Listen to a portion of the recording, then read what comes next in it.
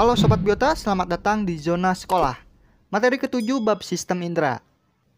Di materi ini kita masih mempelajari mengenai lidah ya, atau indera pengecap. Di mana di video sebelumnya kita sudah mempelajari struktur yang terdapat pada indera pengecap ini.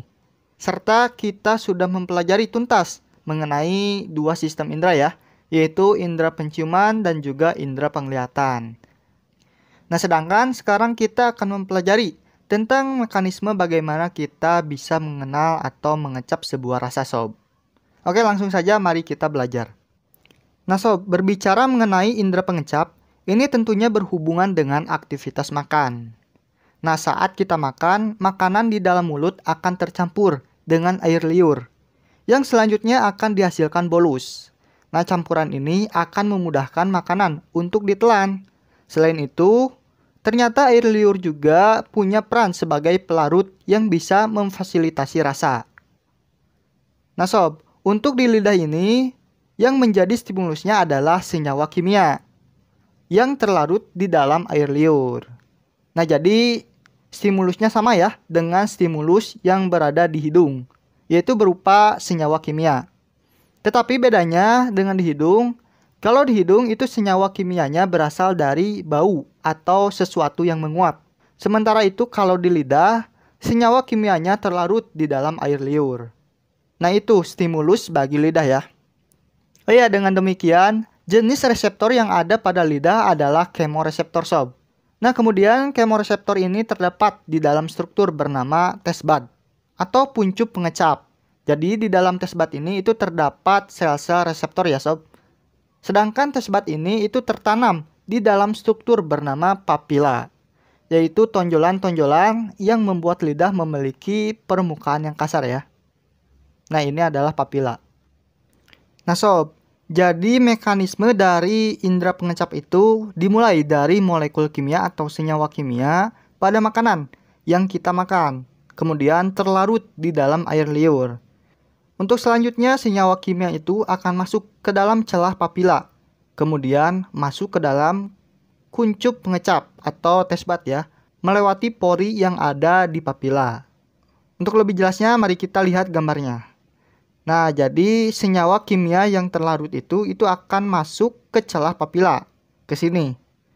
Nah, setelah itu senyawa kimianya akan masuk ke taste bud melalui pori. Dan akhirnya molekul kimia akan menempel pada mikrofili kuncup atau serabut kuncup ya. Dan akhirnya molekul kimia itu akan menempel pada mikrofili kuncup pengecap. Kemudian rasa tertentu akan dideteksi oleh reseptor khusus yang menyebabkan kanal ion terbuka. Setelah itu terjadilah yang namanya depolarisasi. Nah, jika depolarisasinya itu melebihi ambang batas minimum, itu akan menyebabkan terbentuknya impuls ya. Nah kemudian impuls akan diteruskan ke otak melalui saraf kranial ke-7 atau saraf fasial dan saraf kranial ke-9 atau saraf glosopharyngeal. Nah selanjutnya akan dilanjutkan ke otak, tepatnya di korteks gustatory yang ada di lobus frontal, yang dimana akhirnya akan dipersepsikan sebagai rasa, mau itu rasa manis, pahit, asam, gurih, ataupun asin.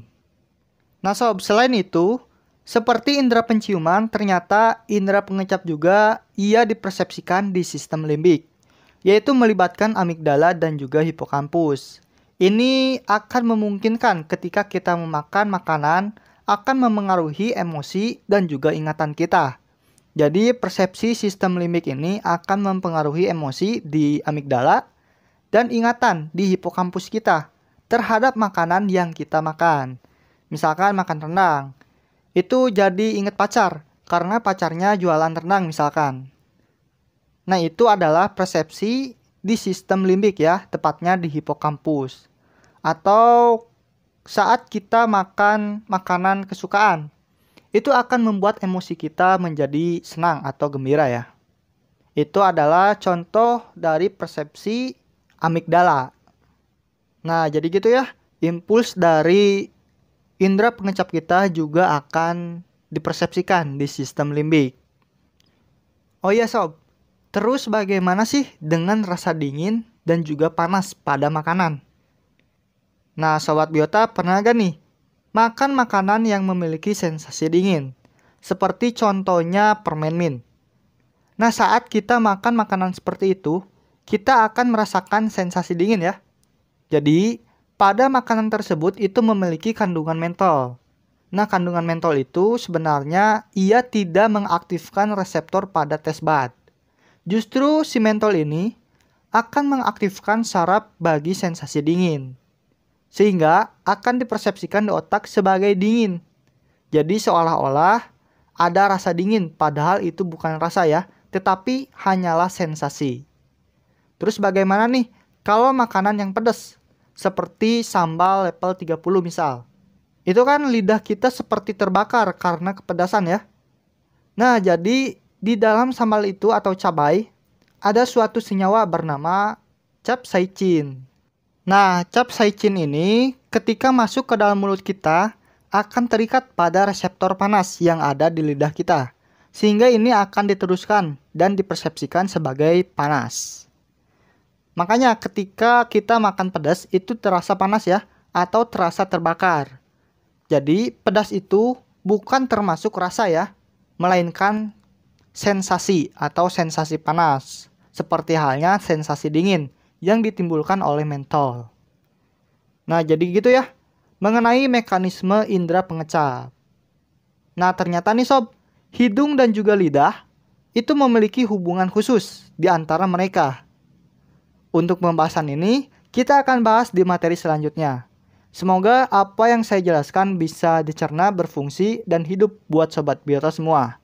Jangan lupa tonton dan pelajari materi selanjutnya serta video pembelajaran lainnya. Jadi, see you next video sob.